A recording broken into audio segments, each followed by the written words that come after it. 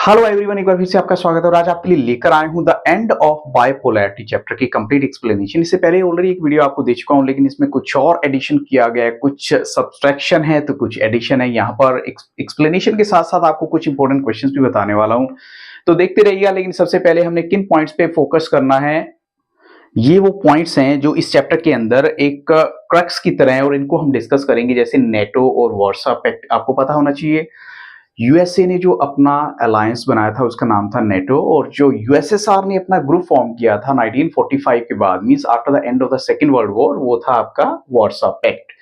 Question आता है Soviet system क्या था, फीचर्स क्या है सोवियत सिस्टम की, ये सारे के सारे क्वेश्चंस ही आपको बोर्ड एग्जामिनेशंस में आ जाते हैं। और ड्रॉबैक्स क्या थे सोवियत सिस्टम के, गोर्बाचेव का रोल क्या था जब यूएसएसआर का डिसइंटीग्रेशन हुआ, कॉजेज क्या है डिसइंटीग्रेशन की, यानी क्या कारण थे और उसके क्या परिणाम हुए। इसके अलावा शॉक थेरेपी और कॉन्सिक्वेंसेज ऑफ शॉक थेरेपी हम पढ़ने वाले हैं। साथ में जो मिडल ईस्ट में क्राइसिस हुआ, सेंट्रल एशियन कंट्रीज के अंदर क्राइसिस हुआ, या फिर अरब स्प्रिंग जो है, जो न्यू एडिशन हुआ है एक टॉपिक का, वो भी हम गो थ्रू करने वाले हैं। तो यहां हम देखते हैं सबसे पहले सोवियत सिस्टम क्या था। USSR means union of Soviet socialist Republic, जब 1917 की क्रांति के बाद आया था, रशियन रेवोल्यूशन के बाद इसकी स्टैब्लिशमेंट हुई थी। तो इसका मेन पर्पस क्या था, सोशलिज्म को फॉलो करना, और ये बिल्कुल ऑपोजिट था कैपिटलिज्म के। और बेसिकली उन कंट्रीज को अपने साथ लिया गया जो वर्ल्ड वॉर टू के बाद, यानी ईस्ट यूरोपियन कंट्रीज जैसे Poland, Romania, Czechoslovakia, Hungary, Bulgaria और ईस्ट जर्मनी, जिनको सोवियत आर्मी ने लिबरेट किया था। कहां से? फ्रॉम द फैसिस्ट फोर्सेस से। सारी की सारी इसके अंदर आ जाती हैं। और सबसे बड़ी बात क्या है, इसी को सेकंड वर्ल्ड का नाम दिया गया है। सेकंड वर्ल्ड इसलिए बोला गया बिकॉज फर्स्ट वर्ल्ड में वो कंट्रीज आएंगी जो डेवलप्ड है, लाइक जो अमेरिका या उसके ग्रुप के अंडर थी। ये कंट्रीज आती हैं सेकंड वर्ल्ड के नाम से जानी जाती हैं इस ग्रुप में, या फिर इसे सोशलिस्ट ब्लॉक का नाम दिया गया। और वार्सो पैक्ट जो कि मिलिट्री अलायंस था, जिसकी वजह से सब की सब कंट्री जो है एक दूसरे के साथ थी।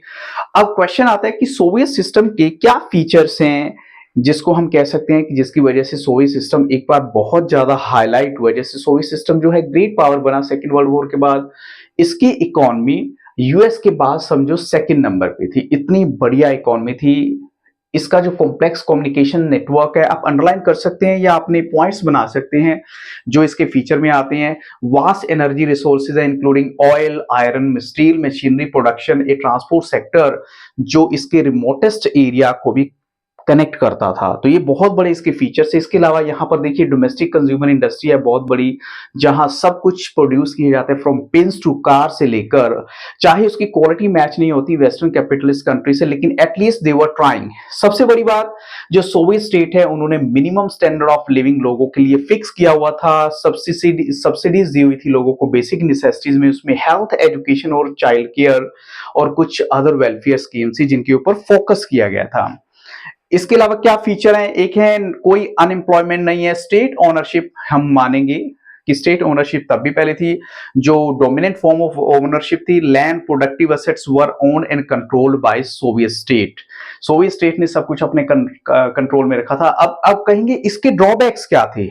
अगर हम कहें इतनी सारी अच्छी बातें थी, इतने सारे इसके अच्छे फीचर हैं, तो कमियां क्या है, जो सोवियत सिस्टम जो है धीरे धीरे ब्यूरोक्रेटिक बन जाता है, अथॉरिटेरियन बन जाता है, और उसी वजह से लोगों की जो लाइफ है वो डिफिकल्ट हो जाती है। मींस डेमोक्रेसी की कमी है, एब्सेंस ऑफ फ्रीडम नहीं है, लोग अपनी बातें नहीं एक्सप्रेस कर सकते, और कई बार वो अपने सरकार की जब किसी भी पॉलिसी से सेटिस्फाई नहीं होते तो कार्टून्स या जोक्स के थ्रू अपनी एक्सप्रेस करते थे।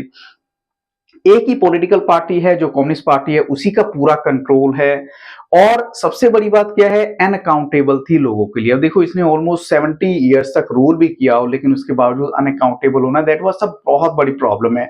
फिर the party refuse to recognise जो 15 डिफरेंट रिपब्लिक्स। अब देखिए सोवियत यूनियन बना था 15 डिफरेंट कंट्रीज को मिला के। अगर पेपर पे सिर्फ रशिया का नाम है तो समझो रशिया ही डोमिनेट कर रहा है, जिसकी वजह से जैसे यहाँ ऑलरेडी मेंशन किया गया है, तो सब के सब लोग जो है अपने आप को क्या फील करते हैं, निग्लेक्टेड फील करते हैं। वो कहते हैं कि हमारा तो जो कोई सुनवाई ही नहीं होती। यहाँ पर आर्म रेस में देखें, सोवियत यूनियन मैच करने की कोशिश कर रहा है यूएस के साथ, लेकिन फिर भी जो है काफी हाई कॉस्ट पड़ रही है।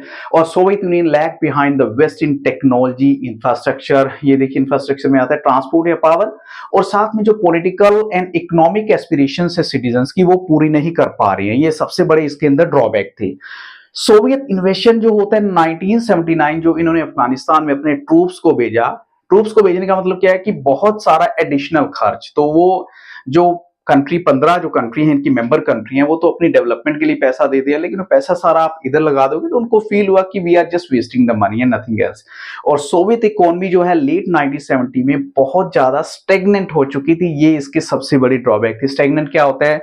जब इकोनॉमी कहीं से भी बढ़ नहीं रही है या इकोनॉमी में कुछ भी पॉजिटिव नहीं जा रहा।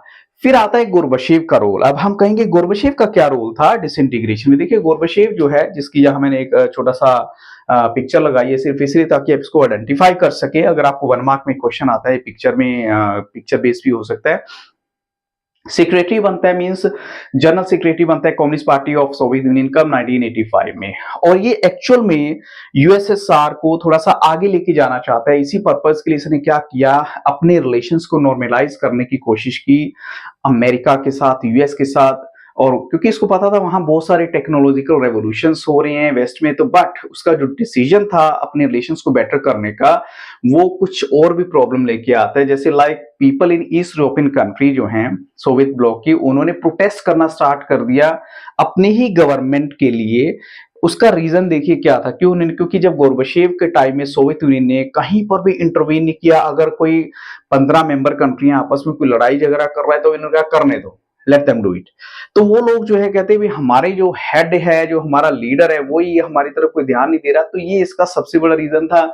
इसके अलावा जो डेवलपमेंट होती है वो इतनी क्विकली होती है कि डिसइंटीग्रेशन शुरू हो जाता है। इसका डिसइंटीग्रेशन क्या होता है? जब यूएसएसआर कंप्लीटली बिखर जाता है, जो उसकी 15 मेंबर कंट्री हैं, हर कोई अपने अपने जो हैं एस्पिरेशंस लेके आते हैं। और जैसे गोर्बाचेव ने इनिशिएटेड की पॉलिसीज कौन सी थी? इकोनॉमिक और पॉलिटिकल रिफॉर्म है, जिसको पेरेस्ट्रोइका यानी रीस्ट्रक्चरिंग और ग्लासनोस यानी ओपननेस का नाम दिया गया। और democratisation with in the country उन्होंने इंट्रोड्यूस किया।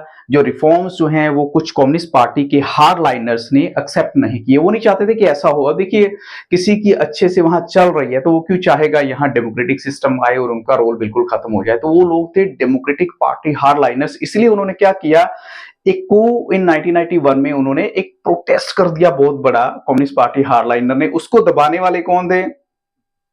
सबसे बड़ी बात क्या है? The people didn't want an old style rule of communist party. कुछ लोग ऐसे हैं जो उस कम्युनिस्ट पार्टी के रूल को नहीं चाहते थे। तो बोरिस येल्सिन उस ग्रुप का मेंबर था जो उस कम्युनिस्ट पार्टी हार्डलाइनर के बिल्कुल ऑपोजिट था। उसने उस कू को दबा दिया, उस प्रोटेस्ट को दबा दिया, और वो नेशनल हीरो बन जाता है जहां उसे पॉपुलर सपोर्ट मिलती है इलेक्शंस के अंदर। और फिर हम कह सकते हैं शेक ऑफ होता है सेंट्रलाइज कंट्रोल, यानी यूएसएसआर का बिखरना समझो तय था। कम्युनिस्ट पार्टी हार्डलाइनर कुछ वो लीडर्स थे जो चाहते थे कि सिस्टम ऐसे का ऐसा बना रहे, लेकिन लोग जो हैं वो अब अवेयर हो चुके थे अपने राइट्स को लेकर, अपनी जो पॉलिटिकल कंडीशंस को लेकर।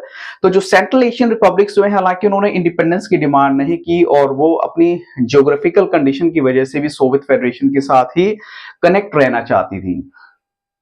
लेकिन दिसंबर 1991 में येल्सिन के under Russia, Ukraine and Belarus जो 3 मेजर रिपब्लिक्स है, सोचो आप, उसके अंडर जो है इन्होंने क्या डिक्लेयर किया कि सोवियत यूनियन जो है डिसबैंडेड हो चुका है, अब सोवियत यूनियन खत्म हो चुका है। जो communist party of Soviet Union जो है उसे बैन कर दिया गया। Capitalism and democracy were adopted as the basis for post Soviet republics. Post Soviet republics कौन सा टाइम पीरियड है? ये एक्चुअल में 1991 के बाद का टाइम पीरियड यहाँ पर काउंट होगा। इसके अलावा देखिए जो कॉमनवेल्थ ऑफ इंडिपेंडेंट स्टेट जब आती है, ये 2 मार्क में क्वेश्चन आता है, वो एक सरप्राइज था अदर रिपब्लिक्स के लिए, मेनली जो सेंट्रल एशियन कंट्रीज हैं। वो कहते हैं कि ये कैसे हो सकता है, ये 3 कंट्री जो है, जो उसका पहले बेस था वही अलग हो गई। रशिया, यूक्रेन एंड बेलारूस ये फाउंडिंग मेंबर बन जाते हैं सीआईएस के। रशिया को एक्सेप्ट कर लिया जाता है यूएसएसआर का सक्सेसर, और इसीलिए उसको यूनाइटेड नेशन सिक्योरिटी काउंसिल के अंदर वो जो उसकी सीट है यूएसएसआर की, वो उसको दे दी जाती है। Russia accepted all internal treaties and commitment जो भी सोवियत यूनियन के। तो उन्होंने कहा ठीक है, मैं सब कुछ एक्सेप्ट करूंगा, जो कुछ भी लेना देना होगा वो भी मैं देखूंगा कैसे करना है। अब क्वेश्चन आता है, why did the Soviet union disintegrate? हमने उसके कॉजेज देख लिए यार, गोर्बाचेव का रोल देखा, लेकिन डिसइंटीग्रेट क्यों? एक तो इंटरनल वीकनेस और पॉलिटिकल और इकोनॉमिक इंस्टीट्यूशंस जो हैं वो लोगों की इच्छाओं को नहीं कर पा रही थी, तो इसके लिए पूरा नहीं कर पा रही थी, ये सबसे बड़ा रीजन था। इसके अलावा इकोनॉमिक स्टैग्नेशन है many years led to the severe consumer shortage, और साथ में large section of Soviet society जो उनको डाउट होना शुरू हो गया कि पता नहीं हमारे साथ क्या होने वाला है, हमारी आगे क्या होने वाला है। जो सोवियत इकोनॉमी है, उन्होंने काफ़ी अपने रिसोर्सेज़ को ऐसी कंट्री की डेवलपमेंट में, वहाँ सैटेलाइट स्टेट्स ईस्टर्न यूरोप के अंदर, और उसका जो इकोनॉमिक बर्डन था वो बहुत ज़्यादा था। सैटेलाइट स्टेट को डेवलप करना कोई ईज़ी काम नहीं होता, पैसा बहुत लगता है। जो ऑर्डिनरी सिटीज़न्स हैं उनको अपने राइट्स को लेकर नॉलेज हो गई, और जो कम्युनिस्ट पार्टी है उसने 70 ईयर्स तक रूल किया, लेकिन कुछ नहीं कर पा रही थी, अनअकाउंटेबल थी। और देखिए एडमिनिस्ट्रेशन जो है कैसा हो चुका है, बिल्कुल स्टिफलिंग है, लोगों का दम घुट रहा है, करप्शन बहुत ज्यादा है, inability of the system to correct mistakes, ये यहाँ पर देखने को मिल रही है। और गोर्बाचेव ने जो पॉलिसीज अडॉप्ट की, ये एक्चुअल में सबसे बड़ा रीजन माना जाता है कि उसकी वजह से जो कम्युनिस्ट पार्टी जो है वो बिल्कुल ऑपोजिट थी, जो इसके जो मेंबर है, एंड दैट उनको लग रहा था कि हम अपने राइट्स लूज कर रहे हैं। और कुछ लोगों को लगा बड़ी फास्ट जा रहा है, कुछ लोगों को बड़ी स्लो जा रहा है। तो कहने का मतलब क्या है, दोनों के बीच में जो टग ऑफ वॉर होती है उसमें सारा ब्लेम किसको दे दिया जाता है, गोर्बाचेव को, इसने सब कुछ करा है। अब क्वेश्चन आता है नेक्स्ट, जो द फीलिंग ऑफ नेशनलिज्म। देखिए जितनी भी स्टेट्स हैं, republics including Russia, Baltic Republic. अब देखिए बाल्टिक रिपब्लिक कौन से हैं, जो नदर्न यूरोप में है, along the eastern coast of Baltic Sea के आसपास। कौन से हैं वो, एस्टोनिया, लातविया एंड लिथुआनिया। ये आपसे पूछा जा सकता है 1 मार्क में क्वेश्चन।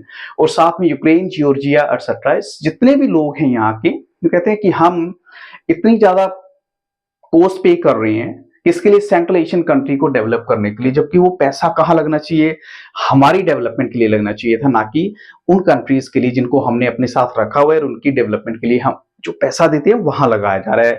तो ये इसका सबसे बड़ा रीजन था। अब इसका रिजल्ट क्या हुआ, the end of cold war confrontation. एक तो देखो पहले ये था यूएसए इज बेटर और यूएसएसआर, अब वो कोल्ड वॉर कन्फ्रंटेशन एंड होगी, आर्म रेस की जो है वो भी एंड हो जाती है। अब हथियारों की होड़ जो लगी हुई थी ना, वो भी खत्म हो जाती है। तो कोल्ड वॉर के बाद 2 पॉसिबिलिटी थी कि या तो यूएस जैसी अकेली एक कंट्री डोमिनेट करेगी, या फिर मल्टीपोलर वर्ल्ड सिस्टम यहां पर आ जाएगा।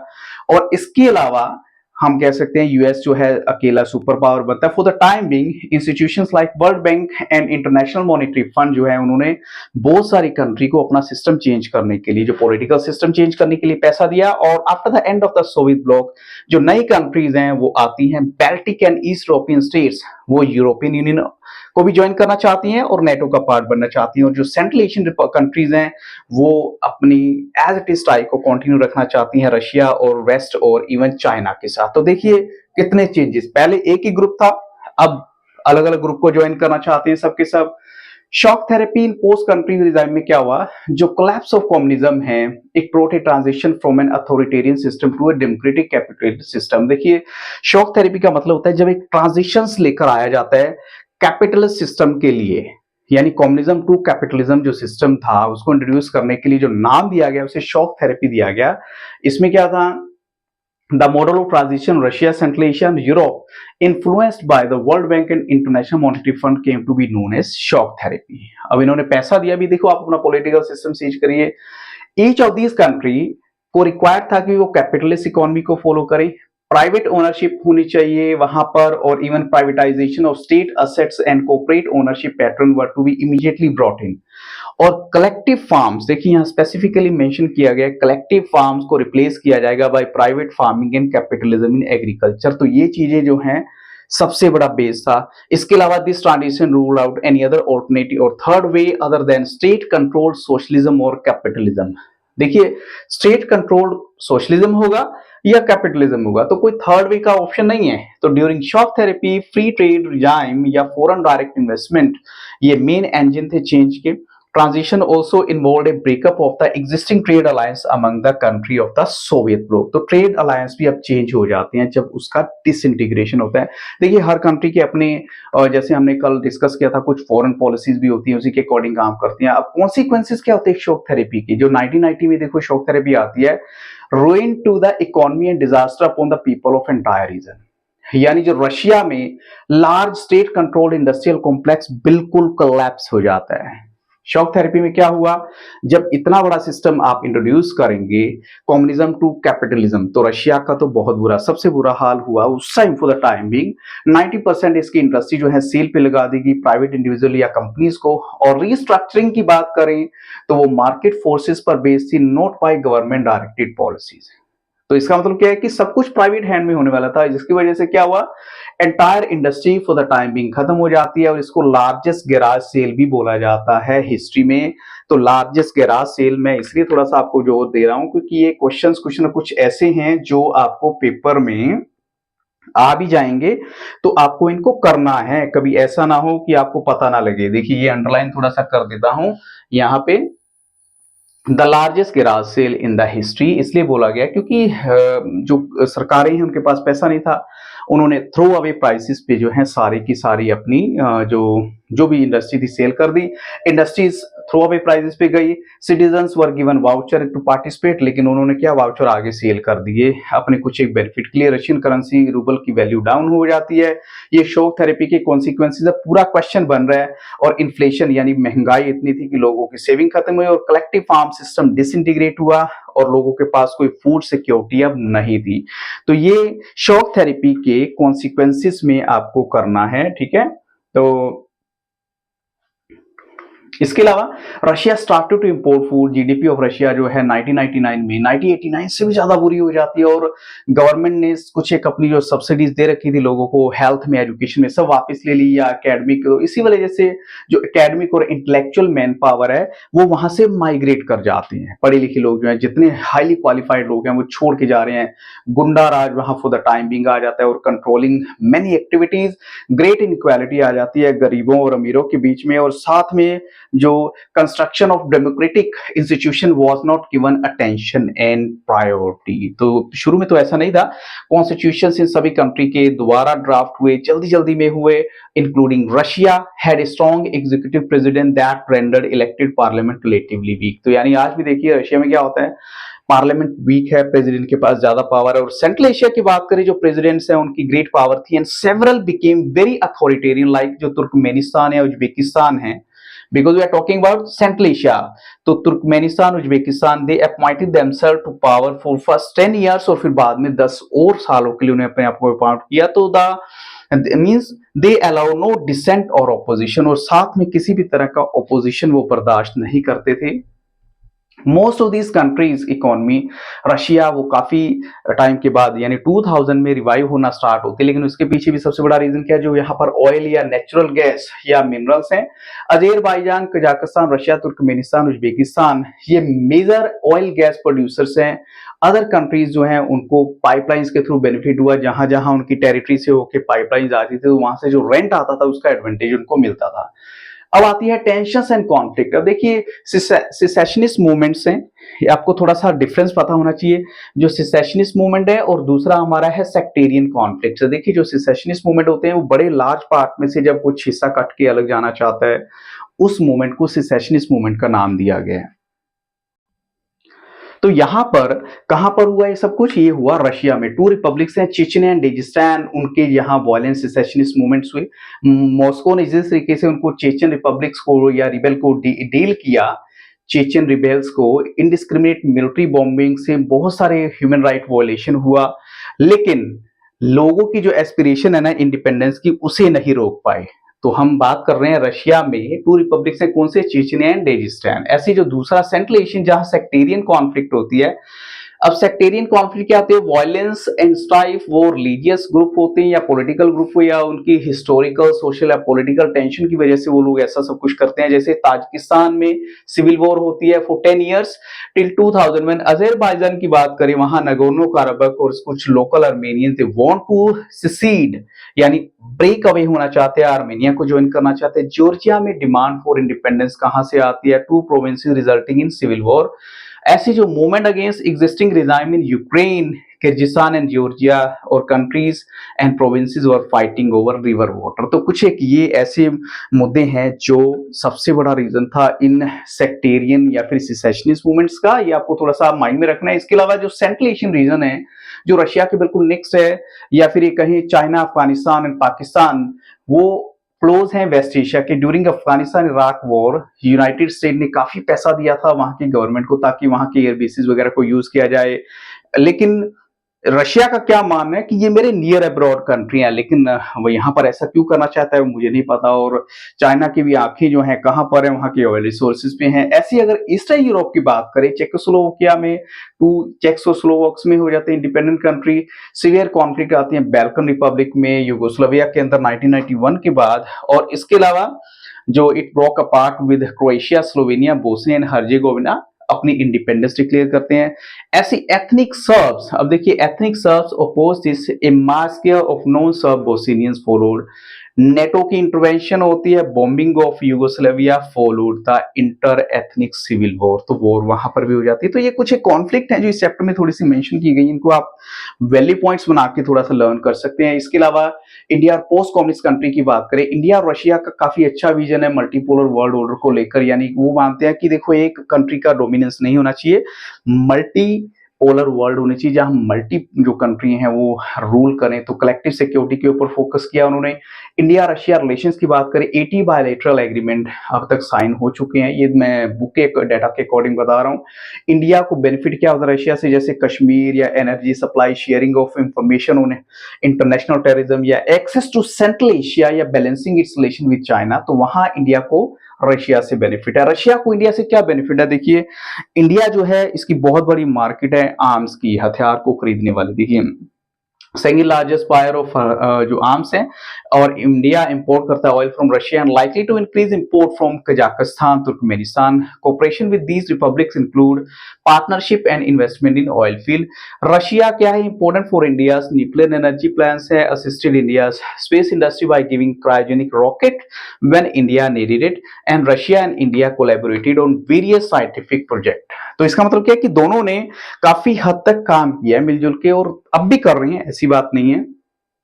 सेंट्रल एशियन स्टेट के थोड़ा सा ले लेते हैं, जिनको मिडल एशिया भी कहा जाता है। ये आते हैं Caspian Sea, west to western China, Mongolia in east, from Afghanistan in Iran in South Asia in north. अब इसमें कौन से जो है सोवियत रिपब्लिक हैं, ये देखिए थोड़ा सा अंडरलाइन कर, जैसे Kazakhstan, Kyrgyzstan, Tajikistan, Turkmenistan, Uzbekistan, ये सेंट्रल एशियन स्टेट्स हैं।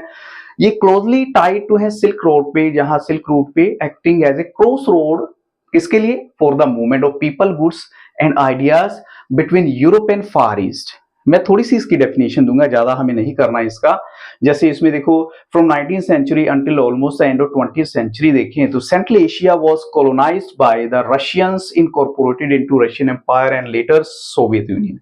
तो इसलिए उसका इफेक्ट थोड़ा नजर आता है। इसलिए देखिए यहाँ जो पॉपुलेशन की डिस्क्रिप्शन है वो यहाँ पर मेंशन की गई है, जैसे कितने लोग इन कंट्रीज में रहते हैं। तुर्कमेनिस्तान में, उज्बेकिस्तान में जो रशियन पीपल का डोमिनेंस काफी ज्यादा है क्योंकि इसके कंट्रोल में था। लेकिन इसके अलावा जो बाल्कन स्टेट्स का थोड़ा सा हिस्ट्री जान लेते हैं, जिनको बाल्कन पेनिनसुला भी बोला जाता है। एक्चुअल में क्यों बोला जाता है, वो रीजन है बाल्कन माउंटेन के आसपास का एरिया है, तो इस वजह से बुल्गारिया में। And Balkan peninsula is broaden by, या देखिए बॉर्डर बाय कहां से, Adriatic Sea in north east है, Ionian Sea in the south west है, Aegean Sea in the south है, Turkish straits in the east and Black Sea in the north east है। थोड़ी सी description आपको इसलिए दे रहा हूं कि आपको पता होना चाहिए। वैसे हमारा जो मेन टॉपिक है इसके बाद वाला है वो क्या है, अरब स्प्रिंग। अरब स्प्रिंग जो है एक series of anti government protest जो स्टार्ट हुए थे, आर्म रेबेलियन कब, across middle east in the 2010। हम बात कर रहे हैं मिडल ईस्ट की। 21st सेंचुरी में इमरजेंस हुआ न्यू डेवलपमेंट का डेमोक्रेसी के लिए इन वेस्ट एशियन कंट्री में। ये आपके लिए जानना जरूरी है कि ये बेसिकली वेस्ट एशियन कंट्री की बात की गई है। देखिए ये वाले कब हुआ, 2010 में। बेसिकली रीजन क्या था, जो ट्यूनिशिया से स्टार्ट हुआ, करप्शन के अगेंस्ट, अनएम्प्लॉयमेंट, गरीबी के against, and this protest later turn into political movement. क्योंकि इसका रीजन क्या है कि वहां की जो ऑटोक्रेटिक डिक्टेटरशिप है वो लोगों को पसंद नहीं आ रही थी, और डिमांड फॉर डेमोक्रेसी जो ट्यूनिशिया में स्टार्ट होती है। अरब स्प्रिंग इसलिए बोला गया क्योंकि वो धीरे धीरे मुस्लिम डोमिनेटेड अरब कंट्री में भी फैल जाता है। कौन कौन से में, वेस्ट एशिया में। जैसे Hosni Mubarak who had been in power in Egypt since 1979, उसका भी डाउनफॉल हो जाता है as a result of massive democratic protest. In addition influence of the Arab Spring was also visible in Yemen, Bahrain, Libya and Syria. तो ये आपको थोड़ा सा इसके डिटेल जो है, Yemen, Bahrain, Libya and Syria, where similar protest by people led to the democratic awakening throughout the region. तो ये थोड़ा सा रीजन आपको देखना है कहाँ कहाँ हुआ। अब इसके कॉजेज क्या थे, इकोनॉमिक, सोशल और सडन कॉजेज है। जैसे इकोनॉमिक कॉजेज में आता है जो ग्लोबल क्राइसिस है, उसका सबसे बड़ा रोल था अरब स्प्रिंग का, जैसे such as the downfall in the oil prices जो 2008-9 में डाउन जाते हैं, ऐसी rise in price of food leading to food crisis. और इसकी वजह से लोग खुश नहीं थे क्योंकि जो फूड बहुत महंगा हो गया। इसके अलावा इंक्रीज इन अनएम्प्लॉयमेंट, जो यूथ के या फीमेल की अनएम्प्लॉयमेंट, ये उसका सबसे बड़ा एक कॉजेज में से एक था। सोशल कॉजेज में देखिए जैसे यूथ बल्ज हो गया, यानी यूथ खुश नहीं है एजुकेशन और अवेयरनेस को लेकर। लोग जो हैं डेमोक्रेसी की अवेयरनेस को लेकर जो है काफी अलर्ट हैं, इसलिए भी इसका अरब स्प्रिंग का आना होता है। Demand for political freedom and removal of economic inequalities जो है, ये भी इसका रीजन है। जो मीडिया और इंटरनेट है उसने भी इसके लिए बहुत बड़ा रोल प्ले किया था। जो मास मीडिया जो है यहाँ मेंशन किया गया है, declared Arab Spring as social network revolution. अब यहां बात करते हैं सडन कॉज क्या है। जो सेल्फ इमोल्यूशन है किसका, मोहम्मद बोजिग, एक स्ट्रीट होकर था, उसने अपने आप को आग लगा ली, जिसकी वजह से लोग इतना ज्यादा बढ़ गए कि ये सड़कों पे सब कुछ हो गया। अब इसके कॉन्सिक्वेंसेज हैं, जो वेरियस कॉन्सिक्वेंसेज, जैसे अरब स्प्रिंग में जो है सबसे पहला, it help removal of authoritarian ruler from Tunisia, Libya and Egypt. और seeing the fate of bill, अब देखिए यहाँ बिन अली का या कद्दाफी का, कुछ एक जो वहां के ऑटोक्रेटिक रूलर थे जिसकी वजह से लोग बड़े डिसअपॉइंटेड थे, उनका फेट देख के, उनका जो हाल देख के, जैसे कौन कौन से हैं, बिन अली, कद्दाफी और होस्नी मुबारक। बहरीन ने क्या किया, it granted social economic rights to their citizens respect, यानी इमीडिएटली दे दिया उन्होंने। इसके अलावा Arab Spring mark formation of public political sphere, जहां पर कॉमन पीपल को discuss politics at public places, लोगों से बात कर सकते थे। और द अरब स्प्रिंग वाज यानी deliberated as a good attempt towards democracy by the world. तो हम कह सकते हैं कि वाकई इसके पीछे जो है बहुत बड़ा एक सोचा समझा वो था कि ताकि दुनिया में या दुनिया को इसकी अवेयरनेस का पता चले।